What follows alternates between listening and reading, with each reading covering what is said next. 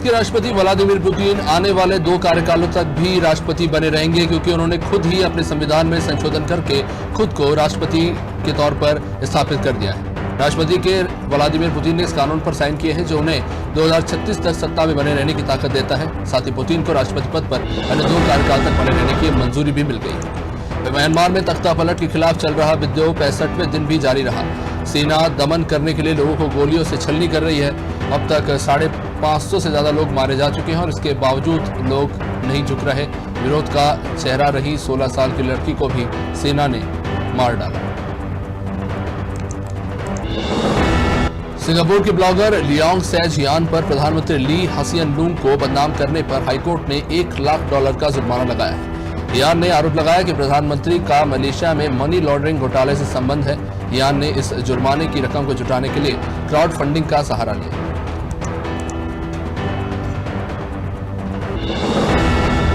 अमेरिकी राष्ट्रपति Joe Biden ने विश्वास जताया है कि कॉर्पोरेट टैक्स की दरों में बढ़ोतरी के प्रस्ताव के बावजूद कंपनियां देश से बाहर नहीं जाएंगी।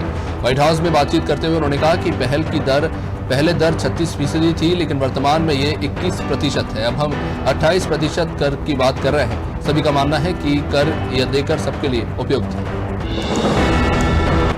रूसी अधिकारियों ने कहा कि वे मई के मध्य तक ट्विटर की गति धीमी रखेंगे, लेकिन फिलहाल इस इंटरनेट मीडिया मंच को ब्लॉक नहीं किया जाएगा, क्योंकि उसने प्रतिबंधित सामग्री को तेजी से हटाने का काम शुरू कर दिया है। रूसी सरकार और इंटरनेट मीडिया मंच के बीच हाल ही में जारी खींचतान के बाद इस घोषणा को राहत के तौर पर देखा जा रहा है।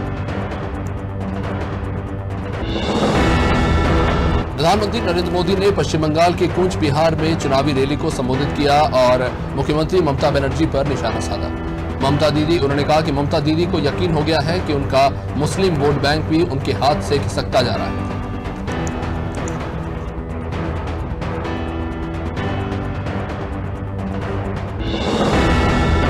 दुनिया को कोरोना महामारी से जूझते हुए 15 महीने बीत चुके हैं। इसके बाद भी दुनिया के कई देश इसकी दूसरी और तीसरी लहर से परेशान हैं। विश्व स्वास्थ्य संगठन की कोशिश है कि वो इन गरीब देशों में जो अपने दम पर इस महामारी से मुकाबला नहीं कर सकते, उनमें तेजी से कोविड वैक्सीन उपलब्ध करवाई जाए।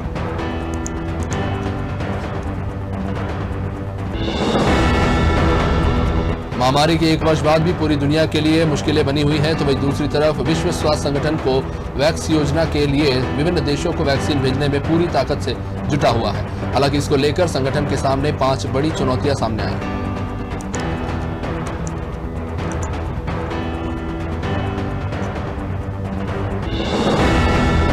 रूस के विदेश मंत्री सर्गेई लावरोव भारत की 2 दिवसीय यात्रा पर हैं। 6 अप्रैल को भारतीय विदेश मंत्री डॉक्टर एस जयशंकर से रूसी विदेश मंत्री ने हैदराबाद हाउस में मुलाकात की। इस दौरान दोनों देशों के विदेश मंत्री के प्रतिनिधिमंडल स्तर की वार्ता हुई।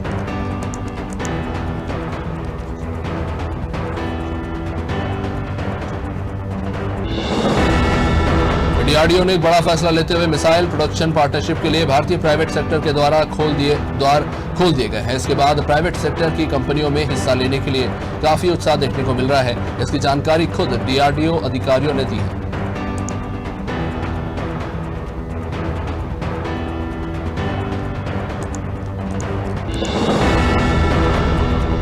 भारत कोविड की दूसरी खतरनाक लहर को झेल रहा है। आए दिन मामलों में बढ़ोतरी देखने को मिल रही है। बीते दिन नए मामलों में 1 लाख के आंकड़े को अब पीछे छोड़ दिया है। इस बीच इंडियन मेडिकल एसोसिएशन ने मंगलवार को प्रधानमंत्री मोदी को पत्र लिखते हुए कहा है कि टीकाकरण 18 वर्ष से अधिक आयु के सभी लोगों के लिए खोल देना चाहिए। जस्टिस एनवी रमना देश के 48वें मुख्य न्यायाधीश होंगे। राष्ट्रपति रामनाथ कोविंद ने एनवी रमना को भारत का मुख्य न्यायाधीश नियुक्त किया है। न्यायमूर्ति रमना 24 अप्रैल को भारत के अगले मुख्य न्यायाधीश के रूप में कार्यभार संभालेंगे।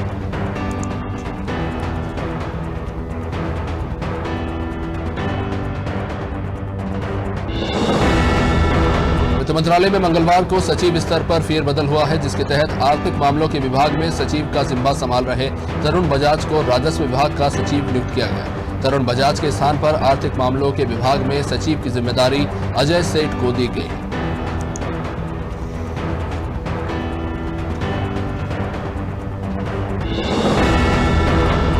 आईसीएमआर ने आरटी-पीसीआर टेस्ट का कट ऑफ घटाने के महाराष्ट्र सरकार का आग्रह ठुकरा दिया है। महाराष्ट्र सरकार ने इस टेस्ट में राज्य में कोरोना के पॉजिटिव मरीज कम मिले हैं, इसलिए कट ऑफ को 35 से घटाकर 24 करने का आग्रह किया था।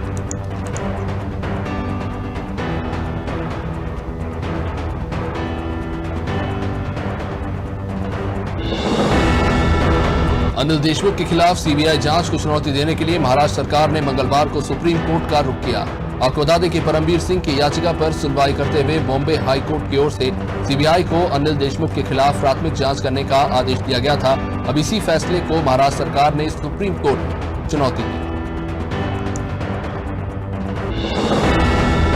पश्चिम बंगाल की मुख्यमंत्री ममता बनर्जी ने मंगलवार को आरोप लगाया है कि भाजपा कार्यकर्ता मतदान केंद्रों पर जबरन कब्जा कर रहे हैं और तृणमूल कांग्रेस के उम्मीदवारों समेत पार्टी कार्यकर्ताओं पर हमला किया जा रहा है। बनर्जी ने कहा कि वह डराने और धमकाने के इस प्रकार के हथकंडों से नहीं घबराने वाली।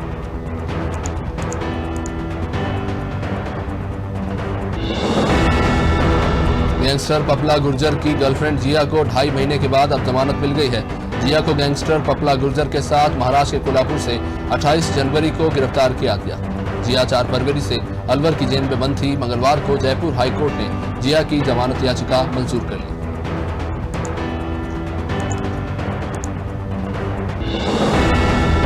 हरियाणा के कुरुक्षेत्र में मंगलवार को भारतीय जनता पार्टी के सांसद नायब सिंह सैनी पर किसानों ने हमला कर दिया।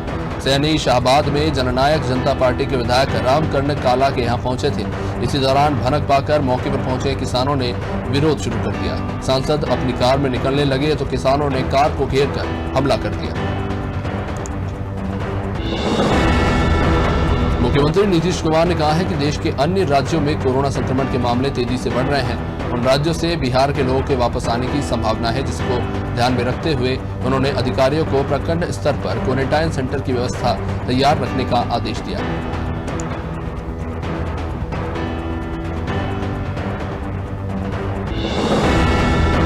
गुजरात हाईकोर्ट ने राज्य में बढ़ते कोरोना मामलों के बीच राज्य सरकार को निर्देश दिए हैं। कोर्ट ने टिप्पणी की है कि राज्य में लॉकडाउन की जरूरत है और इसे लेकर राज्य सरकार को जल्द से जल्द फैसला लेना चाहिए।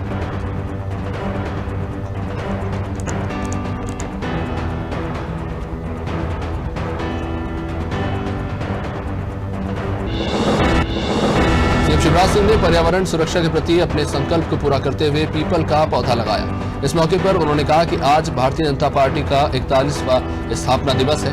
पार्टी के स्थापना दिवस पर पीपल का पौधा लगाया गया। पीपल छाया देने के साथ पर्यावरण को भी शुद्ध करता है।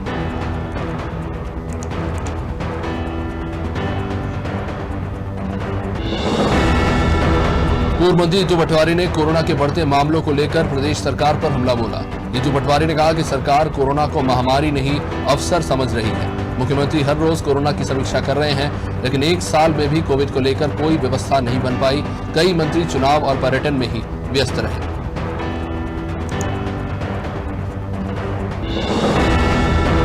सीएम शिवराज सिंह के स्वास्थ्य आग्रह को कमलनाथ ने नौटंकी और राजनीति करार दिया। इस पर तंज कसते हुए कृषि मंत्री कमल पटेल ने कहा कि कमलनाथ ने प्रदेश को अव्यवस्थित कर दिया था, जिसको शिवराज सिंह व्यवस्थित कर रहे हैं।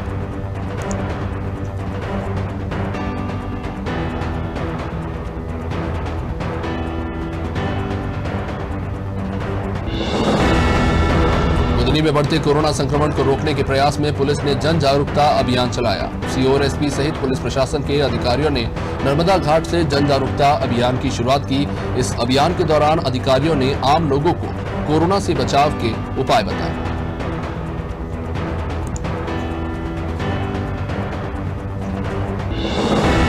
उज्जैन की खटिया तहसील में कोरोना वैक्सीनेशन के 11 सेंटर बनाए गए हैं। एक सेंटर में एलपीजी गैस प्लांट में लगाया गया है, क्योंकि यहां से कई जिलों में गैस सिलेंडर पहुंचाई जाती है। ऐसे में ड्राइवर और प्लांट के स्टाफ को ध्यान में रखते हुए vaccination team LPG bottling plant पहुंची और प्लांट के स्टाफ और ड्राइवरों को कोरोना का टीका लगाया गया। जबलपुर में बढ़ते कोरोना संक्रमण की रोकथाम के लिए जिला प्रशासन सख्त कदम उठा रही है और इसी को लेकर अस्थायी जेल भी बनाई गई है। जो लोग कोरोना गाइडलाइन का उल्लंघन करते पाए जाएंगे, उन्हें इसी अस्थायी जेल में 24 घंटे के लिए रखा जाएगा। नियमों का पालन नहीं करने वाले लोगों पर प्रशासन जुर्माना भी लगाएगी।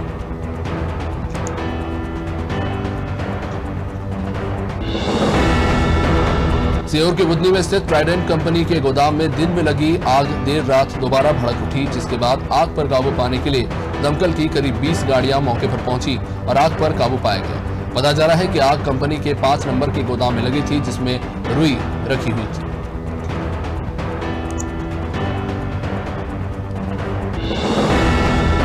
भिंड में कोरोना के बढ़ते मामलों को देखते हुए संभाग स्तरीय अधिकारियों की बैठक बुलाई गई।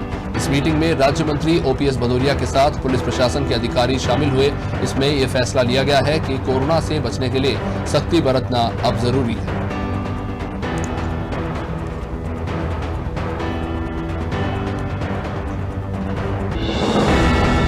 बालाघाट वनमंडल में जंगल को आग से बचाने के लिए फरवरी से जून के बीच फायर वॉचर के नाम पर कर्मचारियों की नियुक्ति की जाती है। साथ ही लाखों रुपए खर्च करके वॉच टावरों का निर्माण भी किया जाता है, पर बावजूद इसके निरंतर जंगलों में आग लग रही है। आग की चपेट में आने से लाखों की वन संपदा जलकर खाक हो गई।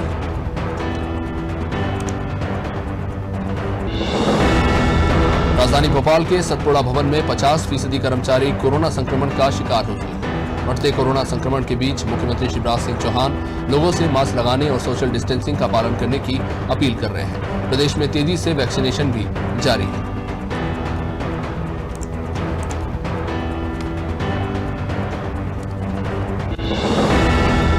प्रधानमंत्री मोदी के नेतृत्व में पूरे देश भर में भारतीय जनता पार्टी का स्थापना दिवस मनाया जा रहा है और इसी के तहत सिरोंज के लटेरी में भी स्थापना दिवस मनाया गया, जिसमें सभी पार्टी कार्यकर्ताओं ने पार्टी को और मजबूत बनाने की शपथ ली।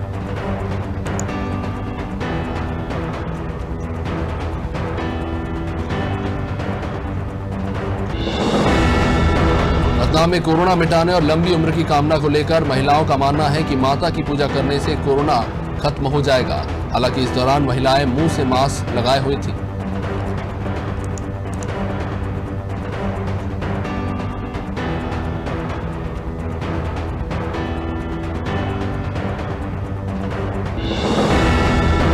सीहोर में बढ़ रहे कोरोना संक्रमण के खतरे को देखते हुए कलेक्टर अजय गुप्ता ने लोगों से मास्क लगाने और सोशल डिस्टेंसिंग का पालन करने की अपील की। साथ ही कोविड नियमों का पालन न करने वालों के खिलाफ चालानी कार्रवाई करने की बात कही।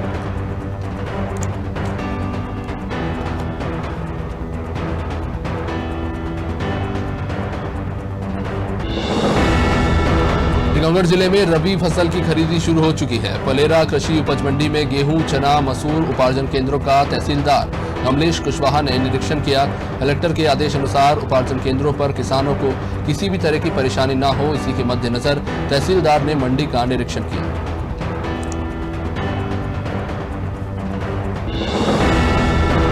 सीएम शिवराज सिंह चौहान के आह्वान पर कैबिनेट मंत्री हरदीप सिंह डंग ने सुवासरा में नागरिकों से मास्क और सोशल डिस्टेंसिंग का पालन करने के साथ साथ वैक्सीन लगवाने की अपील की। इस दौरान जो लोग मास्क नहीं लगाए हुए थे उन्हें मास्क भी पहनाए गए।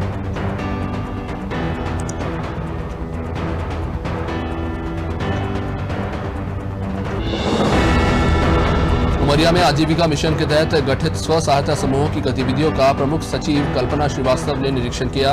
आपको बता दें कि स्व सहायता समूह की महिलाओं ने उद्यान विभाग की 2 एकड़ की जमीन में मनरेगा मद से नर्सरी लगाई थी, जिसमें 1 लाख पौधे तैयार किए गए।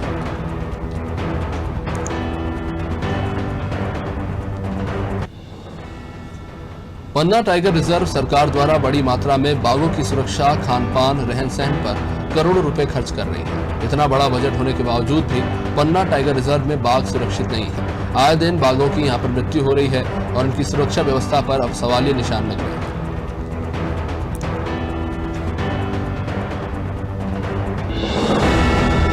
शिवपुरी में जिला हॉस्पिटल के आइसोलेशन वार्ड से 4 कोरोना मरीजों के भागने का मामला सामने आया है।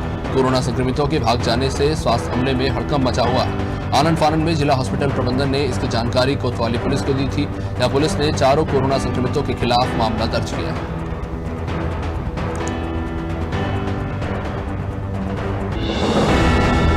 पन्ना जिले में आए दिन कोरोना के कई मरीज पाए जा रहे हैं, जिसको देखते हुए प्रशासन भी अब हरकत में आया है। बढ़ते संक्रमण को लेकर अधिकारियों ने बस स्टैंड पहुंचकर जागरूकता अभियान चलाया और दुकानदारों को समझाइश देते हुए मास्क वितरण किया।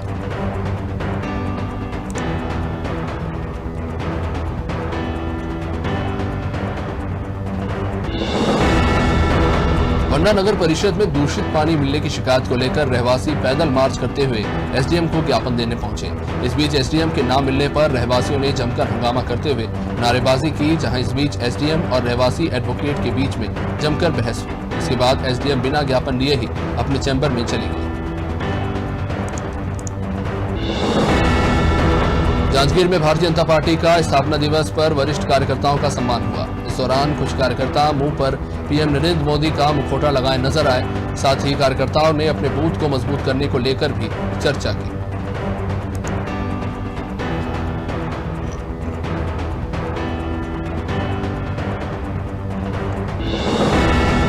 बालोद में दिहान गांव के पास दो बाइकों की आपस में भिड़ंत हो गई, जहां इस सड़क हादसे में दो युवकों की मौके पर ही दर्दनाक मौत हो गई, जबकि बाइक में पीछे बैठी एक लड़की गंभीर रूप से घायल हो गई, जिसे जिला हॉस्पिटल में भर्ती कराया गया।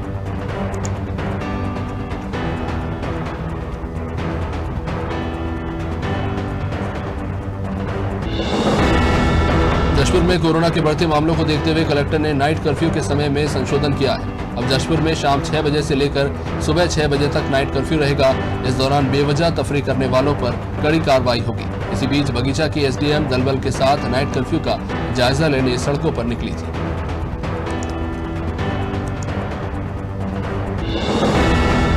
छत्तीसगढ़ के बीजापुर में मुठभेड़ के दौरान लापता जवान के नक्सलियों के कब्जे में होने के मामले में सीआरपीएफ के डीजी कुलदीप सिंह ने ट्वीट किया है। उन्होंने कहा है कि हमारा एक जवान लापता है। ऐसी अफवाह है कि वो नक्सलियों के कब्जे में है। अभी हम इस खबर की पुष्टि कर रहे हैं और जवान के लिए ऑपरेशन भी प्लान किया जा रहा है।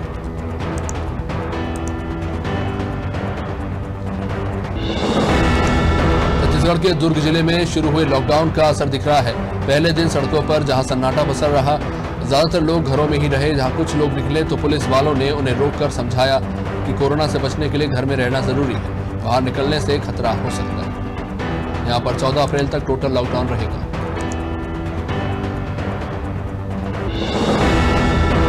मुख्तार अंसारी की आरटीओ बाराबंकी में पंजीकृत एम्बुलेंस आखिरकार उत्तर प्रदेश की बाराबंकी पुलिस ले आई। अब पुलिस एम्बुलेंस के चालक का पता लगाने में जुटी हुई है। उधर मऊ से गिरफ्तार किए गए मुख्तार के गुर्गे को जेल भेज दिया गया है।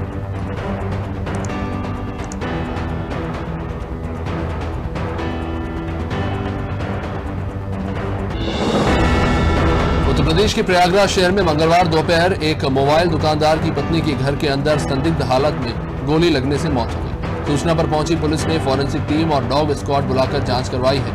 मौके से पुलिस को एक 32 बोर की अवैध पिस्टल मिली।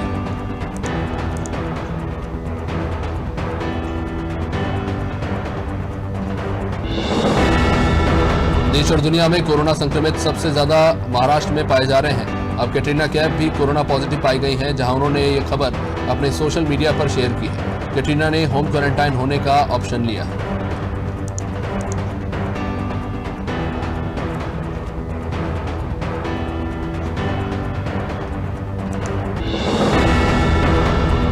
एक्टर मिलिंद सोमन पिछले दिनों कोरोना संक्रमण से जूझ रहे थे। करीब 2 हफ्ते के बाद अब वह रिकवर हो चुके हैं। उनकी ताजा रिपोर्ट नेगेटिव पाई गई है। मिलिंद ने सोशल मीडिया पर अपनी पत्नी अंकिता के साथ फोटो शेयर की।